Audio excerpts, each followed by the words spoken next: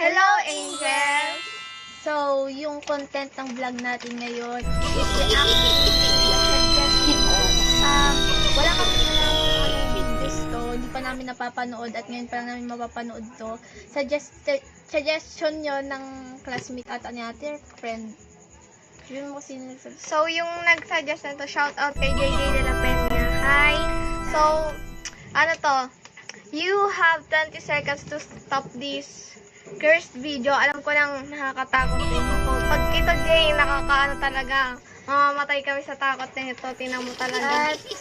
So, siya po yung nag-request ng content na to. So, At ayun, kinakabahan pa kami. gabi pa ngayon. Anin na natin. Hanap tayo. So, ayun guys, may snack kami. Nakakatakot to. Ano, Hindi ko dala yung stop toys. matatakotin kami. Tignan ko din yung stop toys. Bilisan mo. So, yung... Hindi pa kami ready.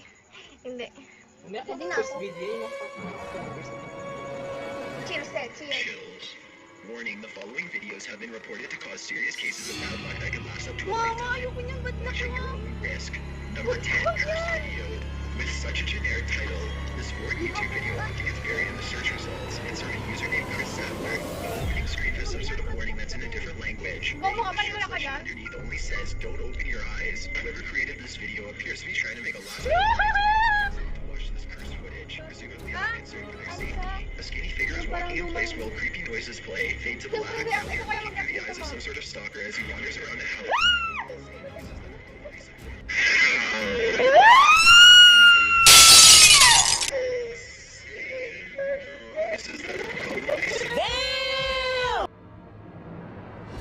Subliminal messages, overwritten instructions of things that we never want to intentionally do. It's almost as if we are in the mind of a mentally ill person ourselves. As we grab a doorway with one scaly hand, we can see that we are not in the body of a burglar, but of a monster instead. It soon becomes clear that we are wandering inside the house of a sleeping family while carrying a Hi, knife. JJ! By the time the song starts to play, it's hard to make out what they are singing about. Something about the boogeyman. We are presumably the boogeyman tonight. As the family is viciously slaughtered, the camera keeps returning on a piece of meat. Strange noises and voices play together. A blood hand floats over a bathtub. It looks like we could be draining somebody of their blood before we feast on their corpse. It's almost as if the video is encouraging you to kill and partake in cannibalism on a deeper subconscious level. Who knows how many actual murders have been inspired by watching this? Number 9, cursed deep web video. Ashton Jackal is searching the deep web for cursed videos one night when he comes across a site that few people have ever seen before. He quickly downloads 3 videos and watches one of them before calling it a night. The file is just a quick clip that he doesn't think much of at the time. It's an animated short made somewhere in Japan. In it, with dark out, and a screen surrounded in red flames. His teeth, nose, and eyes are also red as the scream gets louder and his jaw opens wider. There's Japanese text before and after the clip, though Ashton Jackal can't understand what it says. It's a weird clip for sure, he thinks to himself, but he doesn't think much more of it and goes about daily life as normal. Several days later, he is on his phone in the bathroom and suddenly he hears a huge scream to his right. It takes him a second to realize that it's the same scream from the cursed video that he watched some nights before. He thinks that maybe his wife is in the other room watching the video or something. The explanation doesn't make much sense, but it's the best one he can come up with at the time. Suddenly, his bathroom window starts to violently rattle and shake. He screams in surprise. He still doesn't truly believe that the cursed video could be to blame. There's no such thing, he thinks to himself, so it must have been a gust of wind. He is surprised to find that his wife is asleep, so it couldn't have been him watching the video.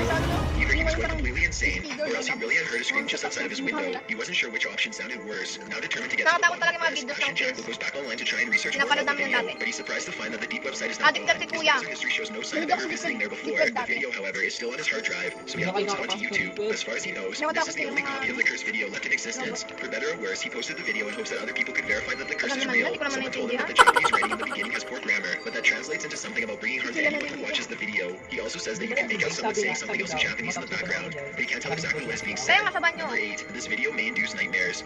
Video descriptions don't get much clearer than the all-caps title of this haunted YouTube video. The channel's operator, Silver Carnivore, says that he isn't sure where this video comes from, but he suspects that it was found somewhere within the far reaches of the internet. One of the 3 videos that Ash downloaded in his story for number 9. The video starts out with what looks to be a skull on fire. It cuts to a random television clip, and then to a scary human-like face with huge eyes.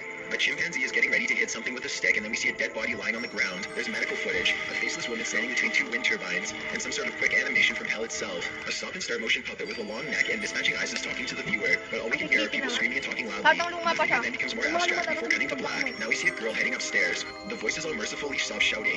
This is the only time that the video is silent. She turns around and the horrible voices all come back at full blast. We see someone getting their Hindi mo mouths masyado. shut, and then a woman standing in the Nakakatakot. doorway. It ends with footage of lions feasting, and an expression with sensor bars over her eyes. The audio is equally terrifying. Static cuts in and out the entire time. It always sounds like you're just on the verge of understanding what the voices are trying to say, but then they become too garbled and static filled again. Towards the end, you hear backwards chanting. It's a safe bet that hidden audio messages are everywhere. Only your subconscious can understand whatever it's being told. Silver Carnivore warns that whatever you do not watch this video just before you go to bed. If you do, you are certain to be cursed for the rest of your dreams. Number 7. Robert the Doll messes up my camera. A YouTuber known as Johnny Flynn travels to Key West to visit Robert, a possessed doll. Ayun yun si Robert. He knows that he has to ask Robert's permission to take video photographs, otherwise he'll get cursed. Robert's curse is so serious that it's the first thing that the museum workers will tell visitors about as soon as they enter. You have to ask permission to film or tape Robert or else bad things happen, they say. Exactly what he does to you all seems to depend on what mood the demonic doll is in at the time. Sometimes he will simply wipe all of the photos from your camera or break it. Sometimes he will make sure that you get into the worst accident of your life instead. Even though Johnny Flynn politely asks for permission before filming, Robert decides to curse his camera anyway. After all, simply asking for permission is no way guarantees that it will be granted. The footage is heavily distorted and orbs float all around. Here's the twist. Not only did Robert not give Johnny Flynn permission to film, he also didn't give you permission to watch it. The page is filled with comments of people apologizing over and over again to Robert. You probably should apologize to him too. Hopefully he will have mercy on you for watching this clip. Number 6. Viral video. Uploaded by someone named Tristan Lambert. This person actually found the video. I was there. The tape itself wasn't labeled and it looked fairly old. He sat down and pressed play. The first 30 seconds are completely The tape floats back and forth while chanting something backwards. It's hard to tell what he's saying, but he might be saying the word stop. And eventually, once it cuts to his hand, pulls the trigger. He fades away while smiling and chanting intensifies. Now it sounds like a song is being played backwards and slowed down. It's mixed with satanic voices. Tristan says that this video is curse quote because it gets stuck in your head. First you can't stop thinking about the strange song, and then you start seeing the demon's face when it eyes. Even if you try your hardest to put the video out of your mind, it still comes back to haunt you until you can no longer sleep. The hidden messages satanic tutorial guide instructing you to kill yourself. Exactly how this Tristan experienced himself. Tagal naman kasi magpaliwanag. After all, why would he choose to upload such a harmful video to YouTube if not to spread its effects? Number 5. Watching any videos. Wala pa.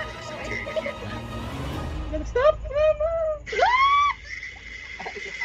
Tayo nag-add. Statues looking down on him. He asks one of the statues why, and then it closely zooms in on the statue's stone face for a disturbing response. A girl moans uneasily off camera, and then you see a demon figurine situated between 2 black candles. One of the cemetery statues is frowning now, and you suddenly get the feeling that some dark presence is about to make itself known. There's some soft whimpering off camera, and then a strange animal noise loops over and over again. The camera quickly cuts to a stuffed animal, and then it shows more satanic imagery. There's a brief clip of a cult ritual that ends when the man splits some sort of liquid into the face of a skeleton figure wearing long robes. The same man is later seen laughing maniacally at something that cannot be seen. Maybe he is overcome by emotion now that his ritual is complete. The video ends with a warning that is directed towards you.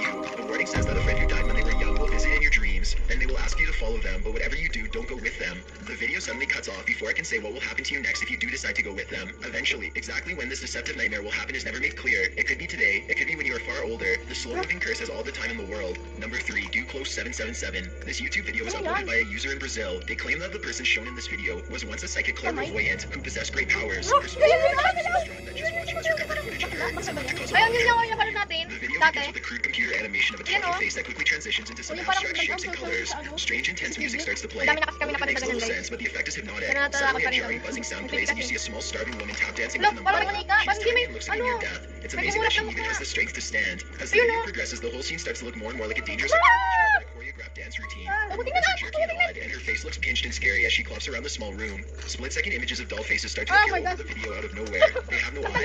A girl's voice starts to play in the background. She's singing long notes backwards, almost screaming. Galing mo kanya. A twisted dancer starts to walk to the camera while staring at you with very little emotion on her face or in her eyes. As she grows closer, it suddenly looks like she knows exactly what is going to happen to you in the near future, and that you deserve this fate. You can almost feel her in front of you as the video ends with her face as close as possible to your own. You hear a scream that sounds like a mix between a child and a wild beast, and then it's over. According to the uploader, this video causes whoever watches it to be haunted by nightmares and bad sleep. These are way worse than your standard nightmares. They are more like twisted visions than anything you've ever experienced before. It's as if you were being guided to a path of evil by paranormal forces that you can't understand and would never want to be. To confuse you even more, it's a dragged out effect that is meant to induce anxiety, and it works. At one point, the madness finally seems to be causing something you were meant to see. One possibility for this video is that it's about a church program. There's a brief clip of a cult ritual that ends when the man splits some sort of liquid into the face of a skeleton figure wearing long robes. Did it to be true? You decided to search for the video a couple more times, and to a surprise, the Oh my curse God, delete the curse as well. There's no word as to whether it's full-time work. Meanwhile, the WPWW video is now readily available. thanks to multiple backup copies that are available online. These clone videos appear to wala carry the curse of maintindihan. interfere with our natural brainwaves and overstimulate our Baka mamaya senses. magulat As na. such, people often report that they have felt numbness or even a static electricity sensation under their skin while watching. Wala pa yung paning ko, wala pa If the ka video is cursed, there's just no way to Parang tell for nakaka-tilt certain. daw, pero... Before we get to number 1, if you've ever been curious as to what I look like in real life, then follow me on Instagram at DylanIsChillingYT. I also have a Twitter at YTChills where I post video updates. I'd really appreciate it if you followed me and feel free to send me a DM if you have any questions or suggestions. Number 1, Japanese commercial. Ay, ito na yun! Napanood na rin namin to. Slightly of places. Nakakakot na commercial yan. Galingan mo minsan, Jay, kasi marami namin napanood Since grown famous for its unique and bizarre curse. But before we get into that, let's talk about the commercial itself. Even without the curse, it's definitely a creepy piece of footage. A woman dressed in all white is sitting across from a red ant with woolly gray hair and a single horn. She appears to be comforting the creature, who has its arms Yung crossed ano and yung looks boses upset ng about babae something. na At one kumakanta point she kumakanta leans sila. over and it looks Parang like ano a yun, kiss. parang The background diaper. is all red and Commercial they ng appear to be diaper. singing straw, Eh di almost like a ata, form of manger. The sinauna sonic Kleenex tissue shows is commercial quite weird sa too. Japan. There's no Jay, walang thrill. Char. So, ayun guys, di kami masyado na ano doon. Kasi, hindi Napanood nga. namin yung iba, tsaka hindi naman ganun sinakatakot yung tsura. Gusto kasi namin nakakapanood. hindi naman masyado nakikripihan. Uy, hindi nga. Oo, so ngayon, aano ulit kami ng video na Huli nga, yan nga yung huli kasi yung boring eh. short horror film.